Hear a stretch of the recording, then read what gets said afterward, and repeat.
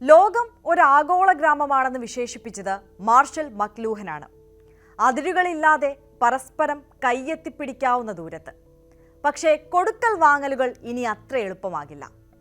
രണ്ടാം ലോക മഹായുദ്ധം കഴിഞ്ഞ് 80 വർഷം പിന്നിടുമ്പോൾ ലോകം ഒരു വ്യാപാര യുദ്ധത്തിന്റെ പടിവാതിക്കലാണ്. പരസ്പരം ചുങ്കം ചുമത്തിയുള്ള പോർമുഖം മുതൽ ഭൂകമ്പങ്ങൾ വരെ അടയാളപ്പെടുത്തിയ ലോകവാർത്തകളുടെ പുതിയ അധ്യായത്തിലേക്ക് സ്വാഗതം. പരസ്പരം ആയുധം വെച്ചുള്ള യുദ്ധം നമുക്ക് പരിചിതമാണ്. എന്നാൽ ഇപ്പോൾ ലോകം മറ്റൊരു യുദ്ധത്തിന് തുടക്കമിട്ട് കഴിഞ്ഞു. വ്യാപാര യുദ്ധം. അതിന് തിരികൊളുത്തിയത് US പ്രസിഡന്റ് ഡൊണാൾഡ് ട്രംപാണ്.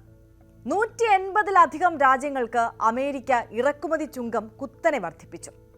അതിന്റെ പ്രതിഫലനം ഇങ്ങ് കേരളം വരെ കണ്ടു തുടങ്ങി.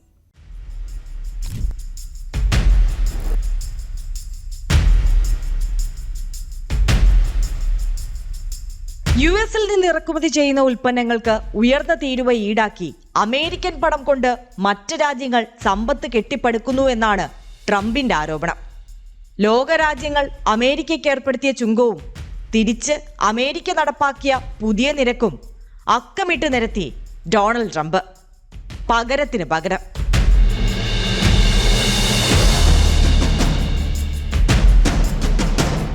ഇന്ത്യക്ക് US ഏർപ്പെടുത്തിയത് 26% പകരം തീരുവയെന്ന് ട്രംപ്. ഇന്ത്യയോട് പറയാനുള്ളത് ഇത്രമാത്രം: സൗഹൃദം വേറെ, കാശ് വേറെ. India, very, very tough, very, very tough. The Prime Minister just left. He's a great friend of mine, but I said, you're a friend of mine, but you're not treating us right. They charge us 52%. ലോകത്തിന്റെ സാമ്പത്തിക വ്യാപാര ക്രമത്തെ ആകെ ഉലയ്ക്കാൻ ശേഷിയുള്ള പ്രഖ്യാപനം. വിവിധ രാജ്യങ്ങൾ ഈടാക്കുന്ന തീരുവയുടെ ശരാശരിയുടെ പകുതിയാണ് അവർക്കുമേൽ പകരം തീരുവയായി പ്രഖ്യാപിച്ചത്. ഇന്ത്യയിൽ നിന്നുള്ള കയറ്റുമതിക്ക് വലിയ പ്രത്യാഘാതങ്ങൾ ഇതുണ്ടാക്കും. കടൽ വിഭവങ്ങളും മാംസ ഉൽപ്പന്നങ്ങളുമാണ് ഇന്ത്യയുടെ പ്രധാന കയറ്റുമതികൾ. ഇന്ത്യൻ സമുദ്രോൽപ്പന്നങ്ങളുടെ ഏറ്റവും വലിയ വിപണി US തന്നെ. $258 കോടി പ്രതിവർഷ കയറ്റുമതി. ഇങ്ങ് കേരളത്തിൽ വരെ പുതിയ തീരുമാനത്തിന്റെ തിരിച്ചടികൾ കണ്ടു തുടങ്ങി. കേരളത്തിൽ സംസ്കരിക്കുന്ന ചെമ്മീൻ US-ലേക്കോ വിയറ്റ്നാമിലേക്കോ പുനർസംസ്കരണത്തിന് ഇന്തോനേഷ്യയിലേക്കോ അയക്കുന്നതാണ് പതിവ്. ചരക്ക് അയക്കേണ്ട എന്ന സൂചനകൾ വ്യവസായികൾക്ക് ലഭിച്ചു തുടങ്ങി. വാഹനം, വജ്രം, സ്വർണം, ഇലക്ട്രിക്കൽ ഉൽപ്പന്നങ്ങൾ, ഈ മേഖലകളിലെല്ലാം പ്രത്യാഘാതമുറപ്പ്. ഉഭയകക്ഷി കരാറിലൂടെ പോംവഴി കണ്ടെത്താൻ മാർഗമുണ്ടോ എന്ന് തലപുകയ്ക്കുകയാണ് ഇന്ത്യ.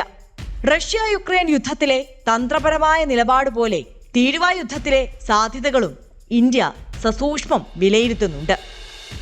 കംബോഡിയയും ബോട്സ്വാനയും ഉൾപ്പെടെയുള്ള രാജ്യങ്ങൾക്കാണ് ഏറ്റവും ഉയർന്ന തീരുവ.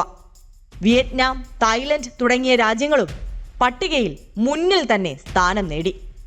എന്തിനു പറയുന്നു, കച്ചവടവും കയറ്റുമതിയും പോയിട്ട് ജനവാസം പോലും കുറവായ രാജ്യങ്ങൾക്ക് പോലുമുണ്ട് ട്രംപിന്റെ തീരുവ സമ്മാനം. അന്റാർട്ടിക്കയ്ക്ക് സമീപമായി ലോകത്തിൽ നിന്നും ഒറ്റപ്പെട്ട് കിടക്കുന്ന ഹേർഡ് മക്ഡൊണാൾഡ് ദ്വീപുകൾക്ക് 10% ട്രംപിന്റെ വക tariff.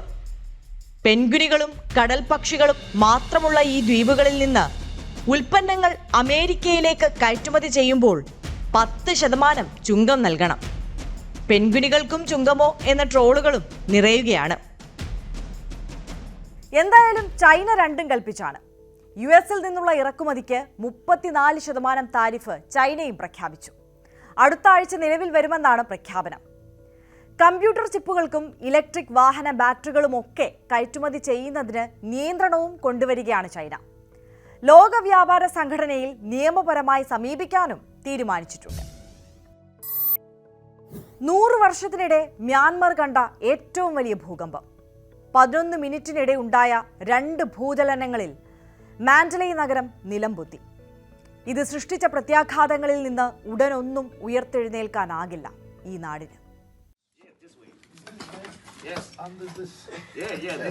He is okay? Yeah, this is it. Give me your hand. Give me your hand, bro. Okay, I touch you. You feel me?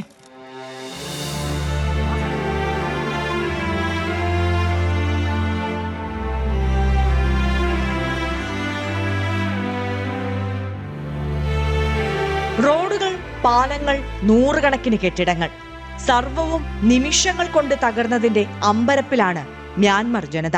പഗോഡകളിലും പള്ളികളിലും നിന്നെല്ലാം ഉയർന്നു കേട്ടത് സാധാരണക്കാരുടെ നിലവിളികൾ.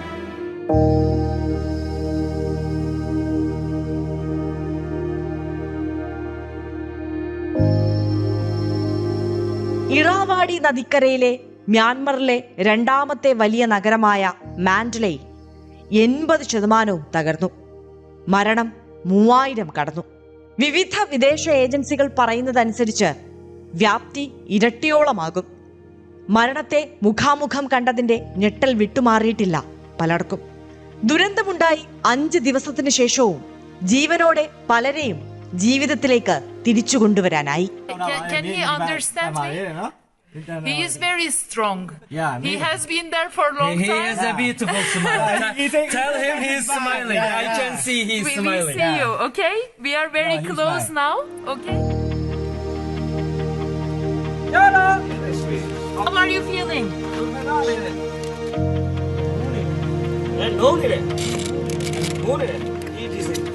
He is okay? Easy now. Okay.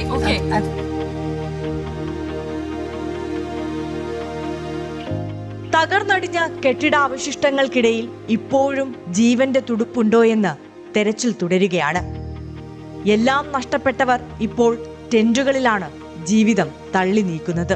ചികിത്സ തേടാൻ ആശുപത്രികളില്ല. വാഹനങ്ങൾ താൽക്കാലിക ആശുപത്രികളാക്കിയാണ് ചികിത്സ.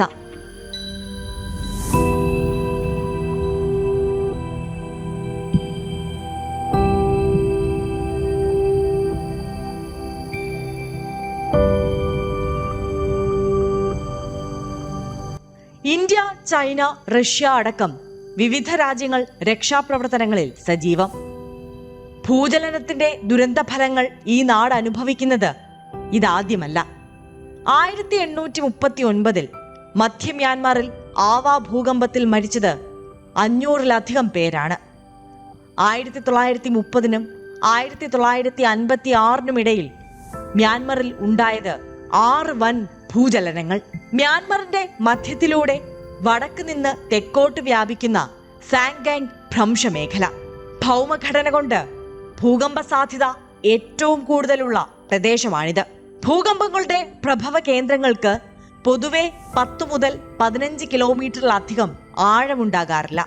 ഇതാണ് ഇവിടെ ഉണ്ടാകുന്ന ഭൂചലനങ്ങളിൽ ദുരന്തത്തിന്റെ തീവ്രത കൂട്ടുന്നത്. അതിരൂക്ഷമായ ആഭ്യന്തര യുദ്ധത്തിനൊപ്പം ഭയങ്കരമായ ഭൂകമ്പം കൂടി എത്തിയതോടെ കൊടും പട്ടിണിയും രോഗങ്ങളുമായി മല്ലിടുകയാണ് മ്യാൻമറിലെ സാധാരണക്കാർ. 2021 ഫെബ്രുവരിയിൽ ജനറൽ ആങ് സാൻ സ്യൂചിയുടെ ജനാധിപത്യ സർക്കാരിനെ അട്ടിമറിച്ച് സൈന്യം അധികാരം പിടിച്ച ശേഷം സമാധാനം എന്തെന്ന് അറിഞ്ഞിട്ടില്ല ഈ ജനത. അനുദിനം രൂക്ഷമാകുന്ന ആഭ്യന്തര കലഹം. ഇതിനകം കൊല്ലപ്പെട്ടത് 75,000-ത്തിലധികം പേർ.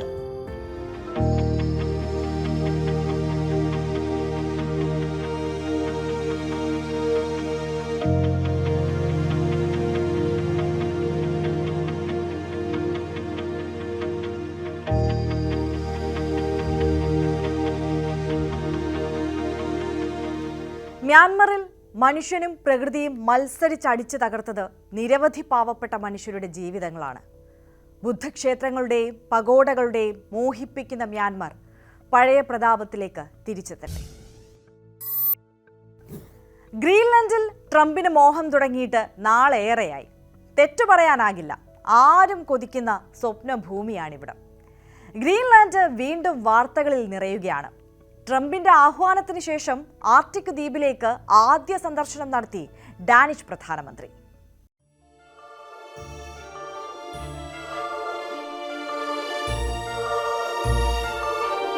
ലോകത്തിലെ ഏറ്റവും വലിയ ദ്വീപ്.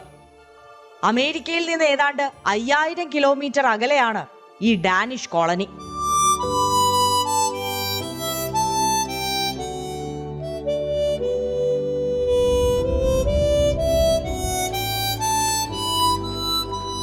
ഭൂമിക്കടിയിൽ ഇരുമ്പയിര്, സ്വർണം, യുറേനിയം, ചെമ്പ്, കൊബാൾട്ട്, എണ്ണ, ഗ്യാസ് എന്നിവ പോലുള്ള പ്രകൃതി വിഭവങ്ങളുടെ അതിവിശാലമായ ഒരു കലവറ. US വൈസ് പ്രസിഡന്റ് JD വാൻസും ഭാര്യ ഉഷ വാൻസും ഗ്രീൻലാൻഡ് സന്ദർശിച്ചതിന് പിന്നാലെയാണ് ഡെൻമാർക്ക് പ്രധാനമന്ത്രി മെറ്റ് ഫെഡ്രിക്സൺ എത്തിയതെന്നതും ശ്രദ്ധേയം. 2 ഗ്രീൻലാൻഡ് നേതാക്കളോടൊപ്പം സമുദ്ര പട്രോളിംഗ് കപ്പലിൽ 6 മണിക്കൂർ ബോട്ട് യാത്ര. ആർട്ടിക് മേഖലയിൽ സുരക്ഷ ശക്തിപ്പെടുത്തണമെങ്കിൽ അത് നമുക്ക് ഒരുമിച്ചാകാമെന്നാണ് അമേരിക്കയോട് ഡാനിഷ് പ്രധാനമന്ത്രിക്ക് പറയാനുള്ളത്.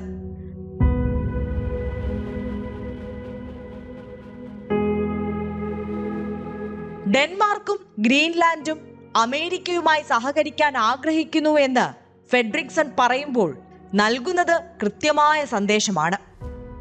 ദിവസങ്ങൾക്ക് മുൻപ് ദ്വീപിലെ US സൈനിക താവളം വൈസ് പ്രസിഡന്റും അമേരിക്കയുടെ ദേശീയ സുരക്ഷാ ഉപദേഷ്ടാവ് മൈക്ക് വാൾസും ഊർജ വകുപ്പ് സെക്രട്ടറി ക്രിസ് റൈറ്റും സന്ദർശിച്ചിരുന്നു.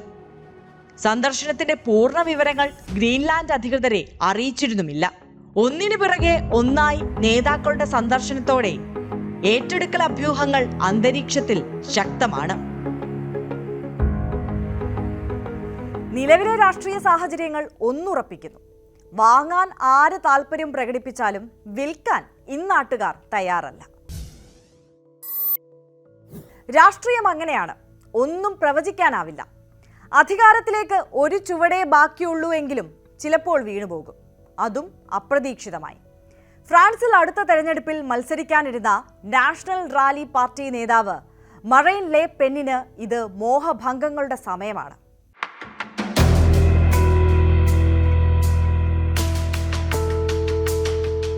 ജഡ്ജി ശിക്ഷാവിധി വായിച്ചു കേൾപ്പിച്ചപ്പോൾ ഫ്രാൻസിലെ തീവ്ര വലതുപക്ഷ നാഷണൽ റാലി പാർട്ടിയുടെ നേതാവായ മറൈൻ ലെ പെൻ നാടകീയമായാണ് കോടതി മുറി വിട്ടത്. തട്ടിപ്പ് കേസിൽ കുറ്റക്കാരിയെന്ന് കോടതി കണ്ടെത്തി. 4 വർഷം തടവും 2 വർഷം നിരീക്ഷണവുമാണ് ശിക്ഷ. 5 വർഷത്തേക്ക് പൊതുപദവികൾ വഹിക്കുന്നതിൽ വിലക്കുണ്ട്. 2027 പ്രസിഡന്റ് തെരഞ്ഞെടുപ്പിന് മത്സരിക്കേണ്ട നേതാവിന്റെ രാഷ്ട്രീയ ഭാവിയെ പാരീസ് കോടതി പുറപ്പെടുവിച്ച വിധി അവതാളത്തിലാക്കി.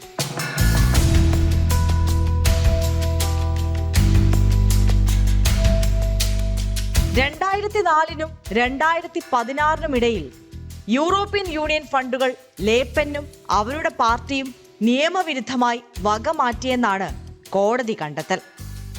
പൂർണ്ണവിധിക്ക് കാത്തു നിൽക്കാതെ ലേപ്പൻ തന്റെ ബാഗ് എടുത്ത് കോടതിയിൽ നിന്നിറങ്ങി. നടന്നത് രാഷ്ട്രീയത്തിൽ തന്നെ ഇല്ലാതാക്കാനുള്ള ശ്രമമാണെന്ന് ലേപ്പൻ ആരോപിക്കുന്നു. ലേയെ പിന്തുണയ്ക്കുന്നവരും നിരവധിയാണ്. ഹംഗേറിയൻ പ്രധാനമന്ത്രി വിക്ടർ ഓർബൻ ലേപ്പെന്നിന് പിന്തുണ അറിയിച്ചുകൊണ്ട് സമൂഹ മാധ്യമങ്ങളിൽ കുറിച്ചു, ജെ സ്വിസ് മറൈൻ, ഞാനാണ് മറൈൻ.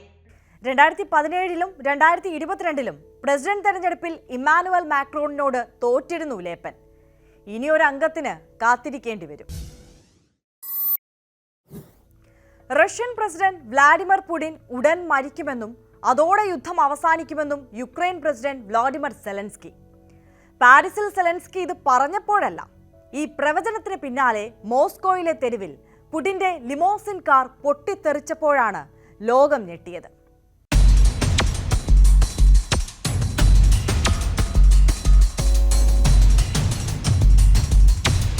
മോസ്കോയിലെ FSB ഹെഡ്ക്വാർട്ടേഴ്സിന് സമീപമായിരുന്നു സംഭവം. പുടിന്റെ ഔറിസ് സെനറ്റ് ലിമോസിൻ എന്ന ആഡംബര വാഹനം പൊട്ടിത്തെറിച്ചു.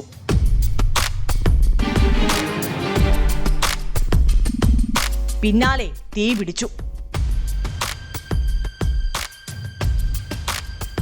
ഇത് റഷ്യൻ പ്രസിഡന്റിന് നേരെയുണ്ടായ വധശ്രമമാണെന്ന സംശയം ബലപ്പെട്ടു. സെലൻസ്കി പറഞ്ഞത് അതിരു കടന്നു പോയോ എന്ന് ലോകം സംശയിച്ച നിമിഷങ്ങൾ.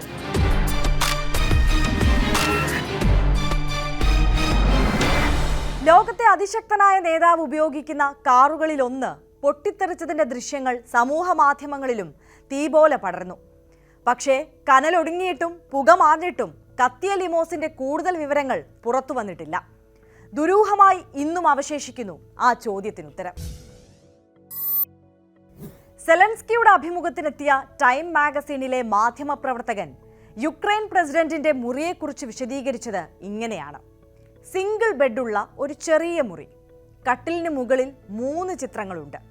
ഒന്ന് കരിങ്കടലിൽ മുങ്ങിത്താഴുന്ന റഷ്യയുടെ യുദ്ധക്കപ്പൽ, മറ്റൊന്ന് യുദ്ധമുഖത്തെ യുക്രൈൻ സൈന്യം, മൂന്നാമത്തേത് കത്തിയെരിയുന്ന ക്രെംലിൻ.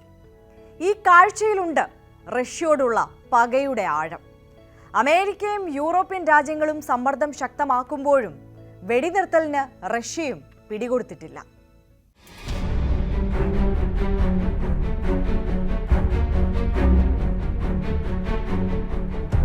ഒരു വശത്ത് സമാധാന ചർച്ചകൾ, മറുവശത്ത് നിലയ്ക്കാത്ത ആക്രമണങ്ങൾ.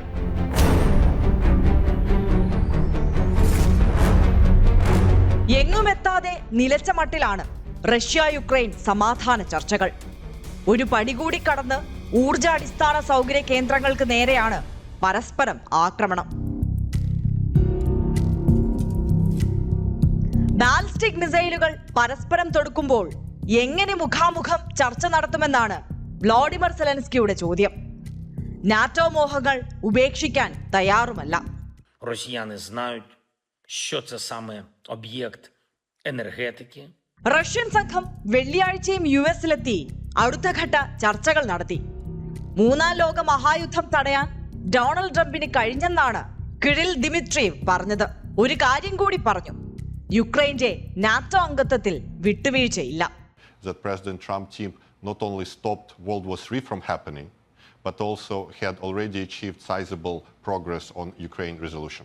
വാഷിംഗ്ടണും മോസ്കോയും ചർച്ചകൾ നടത്തുന്നുണ്ടെങ്കിലും കാര്യമായ പുരോഗതിയില്ലെന്ന് ചുരുക്കം. 30 ദിവസത്തെ താൽക്കാലിക വെടിനിർത്തൽ നിർദ്ദേശത്തോട് നേരത്തെ തന്നെ റഷ്യ കണ്ണടച്ചിരുന്നു. കഴിഞ്ഞ ദിവസം ഖർക്കീവിൽ റഷ്യൻ ഡ്രോണുകൾ നടത്തിയ ആക്രമണത്തിന് ശേഷമുള്ള ദൃശ്യങ്ങളാണിത്.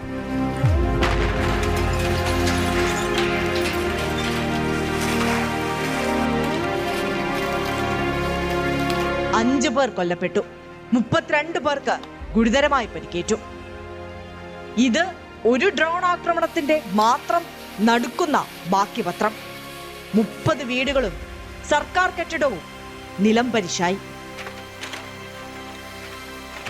യുദ്ധമുഖത്ത് മരണക്കണക്കുകൾ അനുദിനം ഉയരുന്നു, സമാധാനം വിദൂരവും. ചൈനക്കാരെ പ്രണയിച്ചാൽ എന്താണ് കുഴപ്പം? കുഴപ്പമുണ്ടെന്നാണ് അമേരിക്കയുടെ കണ്ടെത്തൽ. ചൈനയിൽ ജോലി ചെയ്യുന്ന അമേരിക്കൻ നയതന്ത്ര ഉദ്യോഗസ്ഥർ ചൈനക്കാരെ പ്രണയിക്കുകയോ ലൈംഗിക ബന്ധത്തിൽ ഏർപ്പെടുകയോ ചെയ്യരുതെന്നാണ് കർശന നിർദ്ദേശം.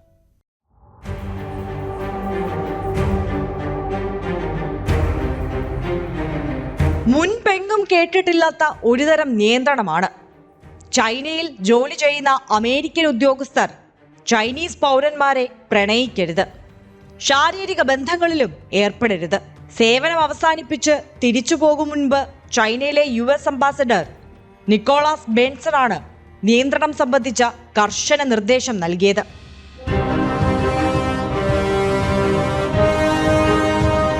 നയതന്ത്ര ഉദ്യോഗസ്ഥർക്ക് മാത്രമല്ല, അവരുടെ കുടുംബാംഗങ്ങൾക്കും സുരക്ഷാ ക്ലിയറൻസ് ഉള്ള കരാറുകാർക്കും ഈ വിലക്ക് ബാധകമാണ്. ഇനി ഈ നിർദ്ദേശം വരും മുമ്പ് പ്രണയത്തിൽ ഏർപ്പെട്ടു പോയെങ്കിൽ ആ ബന്ധം മുന്നോട്ട് കൊണ്ടുപോകാൻ ഇളവ് ലഭിക്കാൻ പ്രത്യേക അനുമതി വാങ്ങണം.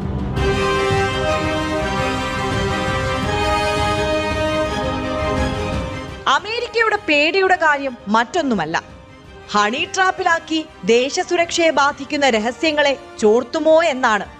ബെയ്ജിംഗിൽ എംബസിയും ഗാങ്ഷു, ഷാങ്ഹായ്, ഷെൻയാങ്, വുഹാൻ, ഹോങ്കോങ് എന്നിവിടങ്ങളിൽ കോൺസുലേറ്റുകളുമുണ്ട് US-ന്.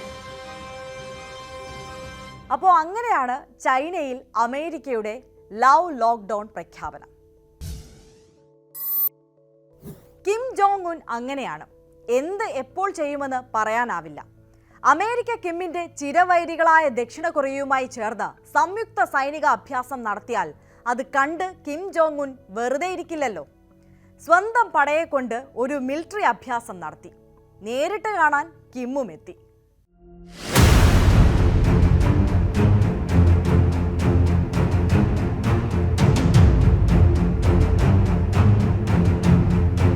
North Korean central news agency പുറത്തുവിട്ട ചിത്രങ്ങളാണ്.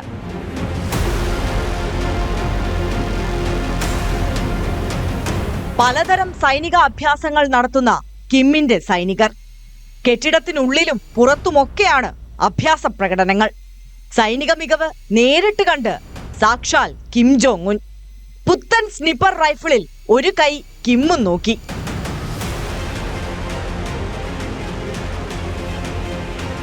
ഉന്നം പിടിക്കുന്നത് എവിടേക്കാണെങ്കിലും കിം ലക്ഷ്യം വെക്കുന്നത് US ദക്ഷിണ കൊറിയ സംയുക്ത സൈനിക അഭ്യാസത്തെ തന്നെ. പട്ടിണി രാജ്യമെന്ന് പരിഹസിക്കുന്നവരോട് ഞങ്ങൾക്ക് മുഷിരൻ കുട്ടികളുണ്ടെന്ന് പലപ്പോഴും പറഞ്ഞിട്ടുണ്ട് കിം. കിമ്മിന്റെ മനസ്സറിയാൻ പ്രയാസമാണ്. ജാഗ്രതയോടെ ഇരിക്കാമെന്ന് മാത്രം. വടക്കൻ ഇറ്റലിക്കും നെതർലൻഡ്സിനും ഇപ്പോൾ ട്യുലിപ്പ് പൂന്തോട്ടങ്ങളുടെ പകിട്ടാണ്. കണ്ണെത്താ ദൂരത്തോളം മനം കുളിർപ്പിച്ച് പൂത്തുലഞ്ഞു കിടക്കുന്ന പൂപ്പാടം.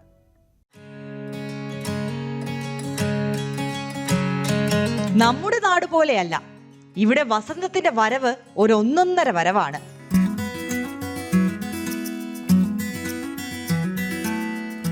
വടക്കൻ ഇറ്റലിയിലെയും നെതർലൻഡ്സിലെയും കാഴ്ചയാണിത്. ഇറ്റലിയിലെ വൻ നഗരങ്ങളായ മിലാന് വിളിപ്പാടകലെയാണ് ഈ ട്യുലിപ്പ് പാടം. കാഴ്ചയുടെ വിരുന്നൊരുക്കുക മാത്രമല്ല, ഇവിടെ സന്ദർശകർക്ക് ഇഷ്ടമുള്ള പൂക്കൾ സ്വന്തമാക്കാം. 5 ആഴ്ചക്കിടെ ഇവിടെ സന്ദർശിച്ചത് 50,000 കാഴ്ചക്കാർ.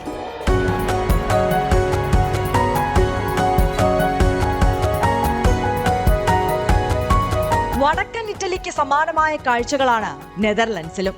17-ാം നൂറ്റാണ്ടിലായിരുന്നു മധ്യേഷ്യയിൽ നിന്ന് നെതർലൻഡ്സിലേക്ക് ട്യുലിപ്പിന്റെ കുടിയേറ്റം. ഒരു സെൽഫി എടുക്കാതെ കടന്നു പോകുന്നവർ ചുരുക്കം.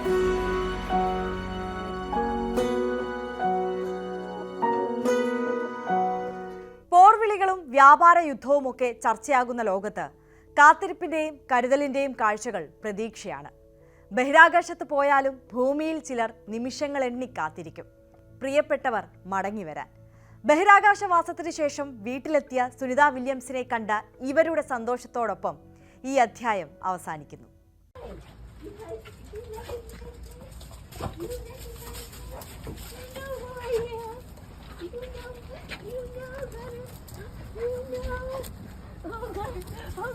Who's here? Who's here? Gunnar!